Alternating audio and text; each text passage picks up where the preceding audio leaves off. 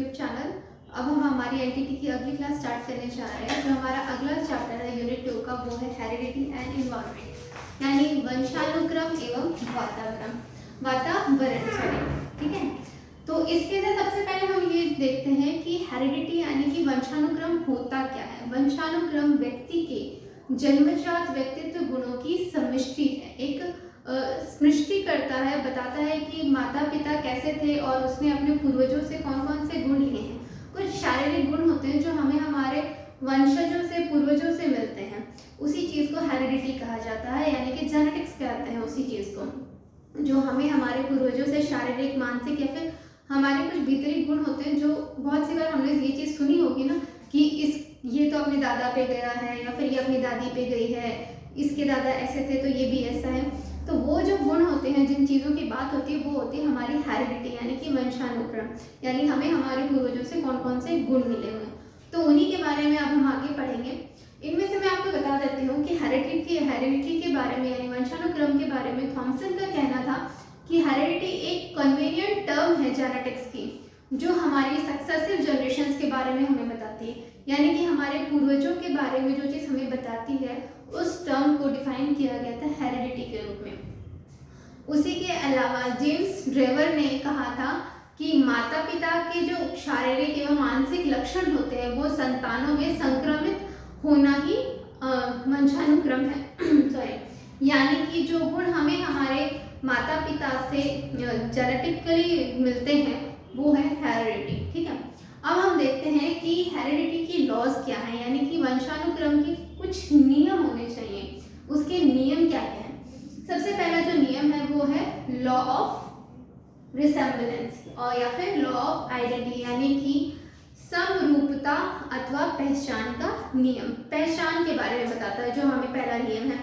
इस नियम का संबंध जैसा जनक वैसी संतान, यानी कि जैसे माता पिता वैसे ही बच्चे हैं, उससे बताया जाता है। यानी कि जो गुण हमारे माता पिता में है, वही गुण हमें ट्रांसफर होके हमारी संतान में भी आते हैं। ये है पहला नियम, यानी कि माता पिता के अकॉर्डिंग है, फिर जैसे माता पिता होंगे वैसा ही उनका बच्चा होगा, उनकी संतान होगी। दूसरी जो लॉ है वो लॉ ऑफ वेरिएंस, यानी कि भिन्नता का नियम, ये कहलाता है। इस नियम में इस बात का समर्थन किया जाता है कि संतान सदैव अपने माता पिता के समान नहीं होता, कुछ कुछ उसके अंदर भिन्नताएं भी होती हैं, ठीक है। और वो भिन्नताएं किस कारण से होती है? वो जेनेटिक जो प्रोसेस होता है, जिस टाइम पे फर्टिलाइजेशन के टाइम पे, उस टाइम पे कुछ मियोसिस के प्रोसेस में कुछ ना कुछ डिफरेंस आ जाता है, जिसके कारण बच्चे के क्रोमोसोम्स में या फिर उसकी जीन्स में कुछ नई जीन्स आ जाती हैं उसके माँ बाप की जीन्स के अलावा। तो वही जो नई जीन्स होती हैं वो उसके अंदर कुछ ना कुछ चेंजेस लेके आती है। जैसे कि हम एग्जैक्टली अपने माता पिता के जैसे नहीं दिखते हैं, हमें कुछ ना कुछ अलग गुण होते हैं उनसे। वही चीज बताती है लॉ ऑफ वेरिएशन, यानी कि भिन्नता का नियम। जो तीसरा नियम है वो है लॉ ऑफ रिग्रेशन, यानी कि प्रतिगमन का नियम। प्रतिगमन का नियम बताता है कि प्रजाति के उत्तरोत्तर संतति औसतन की और प्रगतिवित होती है, यानी कि एक लंबे पिता का बेटा लंबा नहीं होता, कई बार छोटा हो जाता है। मतलब बच्चे की हाइट उसके माँ बाप पे ना जाके कई बार विपरीत हो जाती है उस चीज़ की, तो वही बताता है रिसेम्बलेंस, रिग्रेशन। मतलब कि वो डोमिनेंट था, बच्चे में रिग्रेसिव कैरेक्टरिस्टिक्स आ जाती हैं, यानी कि एक के माता पिता लंबे हैं तो संतान छोटी हो सकती है, या फिर माता पिता गोरे हैं तो बच्चा काला भी हो सकता है। तो वो किस कारण से होता है? उसका नियम है लॉ ऑफ रिग्रेशन के कारण होता है ये सारी चीज़ें।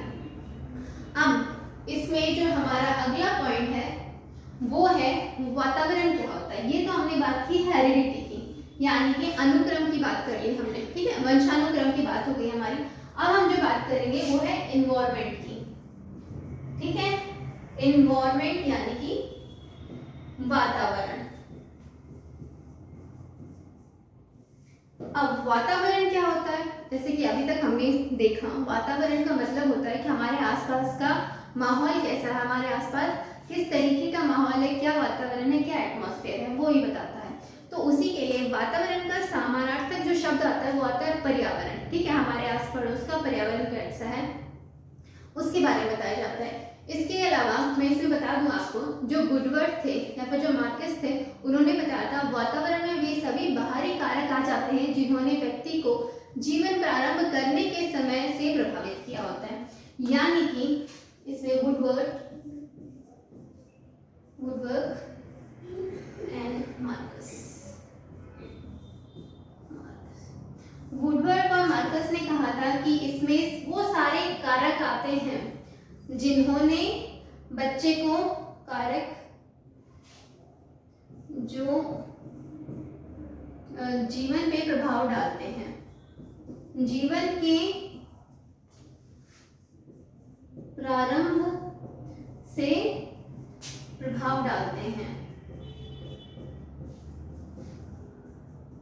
और जीवन के प्रारंभ से ही नहीं, जीवन के प्रारंभ होने से पहले से, यानी कि जब बच्चा माँ के गर्भ में होता है तब से लेके उसके जीवन पर्यंत जो जो कारक उसके ऊपर प्रभाव डालते हैं, जो बाहरी कारक होते हैं, वो सब हमारे इन्वायरमेंट यानी वातावरण में आते हैं। ये किसने कहा था? ये कहा था वुडवर्ड और मार्कस ने। इसके अलावा वातावरण के टाइप्स क्या हो सकते हैं? कितने टाइप्स के वातावरण होते हैं? वातावरण के अलग अलग प्रकार। अब ये तो थे हमारे हेरिडिटी के लॉज, हेरिडिटी के बारे में हमने देखा। अब हम देखते हैं वातावरण के प्रकार, यानी कि वातावरण के अलग अलग टाइप्स क्या क्या हो सकते हैं। ठीक है, वातावरण के प्रकार। वातावरण के प्रकार, पहला है आंतरिक और दूसरा बाहरी। ठीक है, आंतरिक कारण, आंतरिक तो वो होते हैं जो व्यक्ति के व्यक्तित्व व मनोवैज्ञानिक वातावरण से काम करता है, यानी कि वो वातावरण में सभी तत्व तथा परिस्थितियां आती हैं बालक पर जिनका प्रभाव गर्भावस्था से ही पड़ने लगता है। यानी आंतरिक कारण, जब बच्चा माँ के पेट में होता है, वूम में होता है, तब से जो कारक उसके ऊपर प्रभाव डालते हैं वो सब आते हैं आंतरिक में। और बाहरी, जब उसके जीवन में, जब वो माँ के गर्भ से बाहर निकलता है, जब उसका जन्म होता है, जन्म से लेकर उसकी मृत्यु तक के जो भी वो बाहरी कारकों को देखता है जो उसके जीवन पर प्रभाव डालते हैं, वो सब बाहरी वातावरण में आते हैं। अब इसके बाद हम आते हैं इन दोनों में, यानी कि वातावरण में और वंशानुक्रम में क्या भिन्नताएं हैं, क्या सापेक्ष है, या फिर इन दोनों में क्या रिलेटिव इंपॉर्टेंस है। वातावरण और वंशानुक्रम में,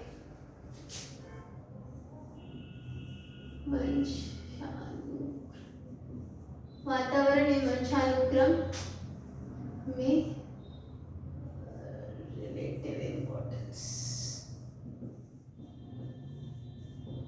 अब इनका रिलेटिव इंपॉर्टेंस क्या है, इनमें क्या क्या समानताएं हैं, क्या क्या भिन्नताएं हैं, वो सारे अब हम इसमें देखेंगे। इसमें क्या होता है कि वंशानुक्रम तथा वातावरण के सापेक्ष महत्व की सामान्य लंबे काल से एक जटिल और विवादास्पद विषय रहा है। मतलब इन दोनों के बारे में क्या क्या, इनमें क्या क्या समानताएं, क्या क्या भिन्नताएं हैं, वो एक बहुत बड़ा विषय है। उसके बारे में चीजें बताना बहुत डिफिकल्ट हो जाता है। दोनों एक दूसरे से कैसे जुड़े हुए हैं, कैसे भिन्न हैं, ये बताना, क्योंकि दोनों एक दूसरे के ऊपर प्रभाव डालते हैं। वातावरण आपकी जेनेटिक चीजों के ऊपर प्रभाव डालता है, जिसके कारण आपका कुछ आपके अंदर चेंजेस आते हैं, आपकी जो अगली पीढ़ी आने वाली है उसमें कुछ चेंजेस आ जाते हैं। जैसे जैसे चीजें बदलती हैं वैसे वैसे चेंजेस आते रहते हैं। दूसरा, परिवार वातावरण समर्थक इस बात पर बल देते हैं कि व्यक्ति का व्यक्तित्व व उसका विकास वातावरण की देन है। जो लोग वातावरण के पक्ष में, देखिए इसमें क्या है, दो पक्ष मिल जाते हैं, एक वातावरण की तरफ और एक वंशानुक्रम की तरफ। जो वातावरण वाले हैं वो कहते हैं कि वातावरण का ज्यादा प्रभाव होता है किसी व्यक्ति के, उसके व्यक्तित्व पे, उसके मस्तिष्क पे ज्यादा प्रभाव डालता है वातावरण। जबकि जेनेटिक्स वाले क्या कहते हैं कि नहीं, उसके जितने भी चेंजेस आ रहे हैं उसके हेल्थ में, इश्यूज में, जो भी उसके मेंटली फिजिकली जो भी चेंजेस है वो उसके सब जीन्स के अकॉर्डिंग होता है, उनका ये कहना होता है। तो उन दोनों के बीच में भी एक बीच का रास्ता निकालना है, फिर दोनों को समर्थन देना गलत होता है, या फिर दोनों के विपक्ष में जाना भी बात गलत होती है। इसीलिए बालक को हमने इस चीज के लिए माना है कि बालक का जो विकास होता है वो इन दोनों के ऊपर डिपेंड करता है, यानी कि उसका वातावरण कैसा है उसके अकॉर्डिंग भी उसका विकास होगा। इसके अलावा उसकी जीन्स में क्या चीजें चल रही हैं उसके अकॉर्डिंग भी उसका विकास होता है। अब आइए इसके आगे इसके बारे में हम पढ़ते हैं।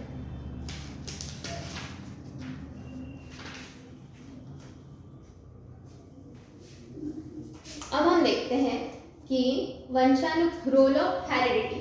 अब बच्चे का क्या क्या रोल होता है, कि हेरिडिटी का क्या रोल है उसके विकास में, यानी उसकी डेवलपमेंट में हेरिडिटी का रोल क्या होता है उसके बारे में हम देख लेते हैं।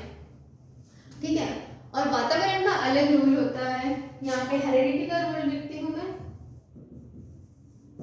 और यहाँ पे आपका एनवायरनमेंट का रोल आता है।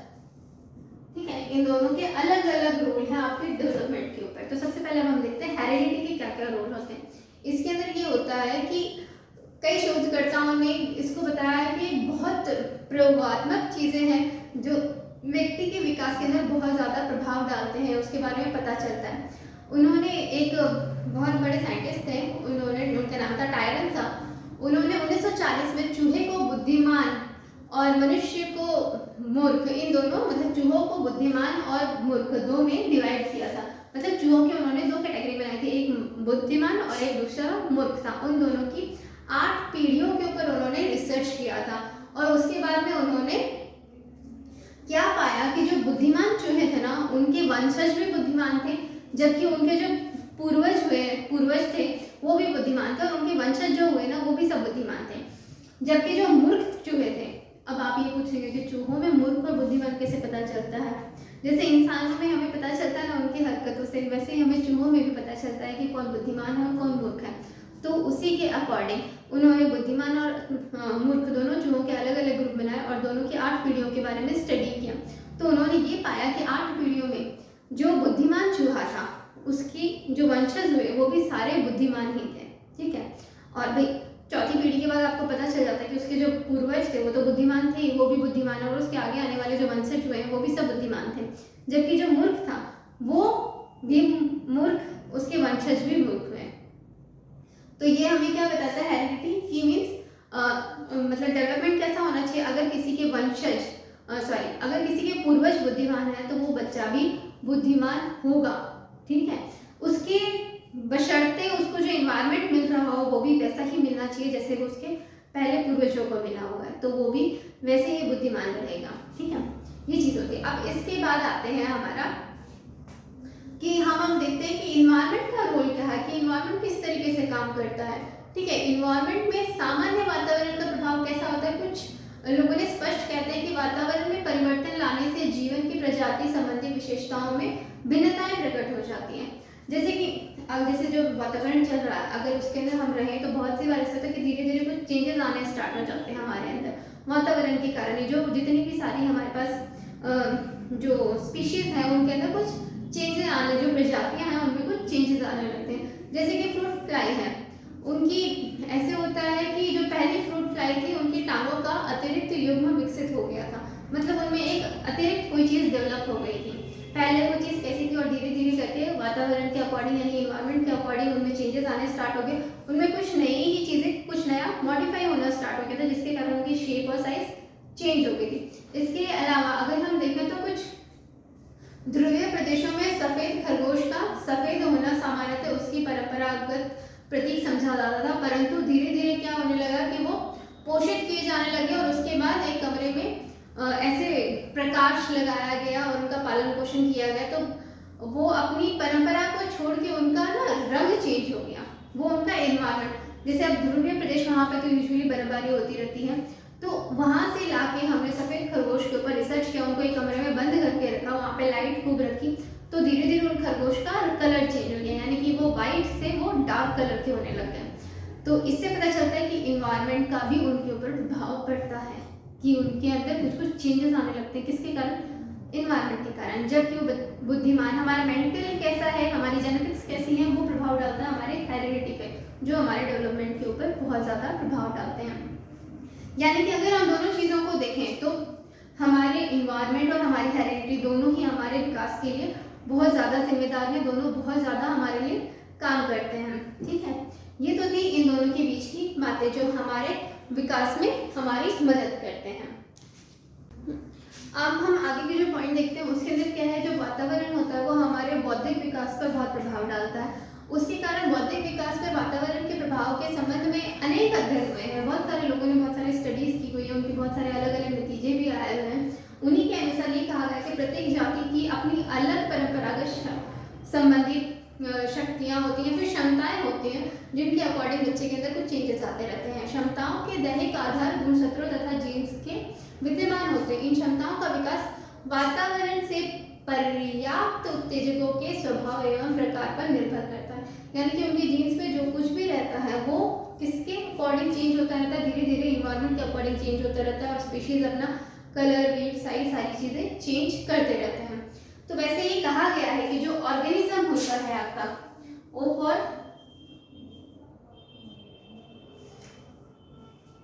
और जो ऑर्गेनिज्म है ना आपका, यानी कि जो भी आपकी प्रजाति है, जो भी आपका स्पीशीज है, जीव है, वो जो जीव है आपका वो हेरिडिटी इनटू एनवायरमेंट, यानी कि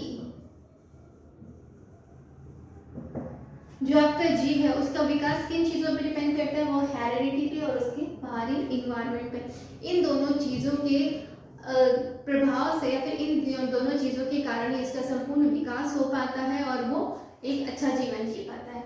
ये तो था हमारा चैप्टर नंबर 3 यूनिट 2 का।